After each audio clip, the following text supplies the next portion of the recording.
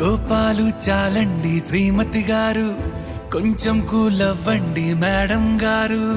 చామంతి నవ్వే విసిరే మేరు, కసిరేస్తూ ఉన్నా బాగున్నారు.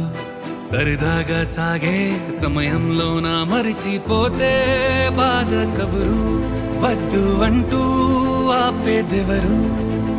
కోపాలు చాలండి శ్రీమతి గారు, కొంచెం కూలవ్వండి మేడం గారు.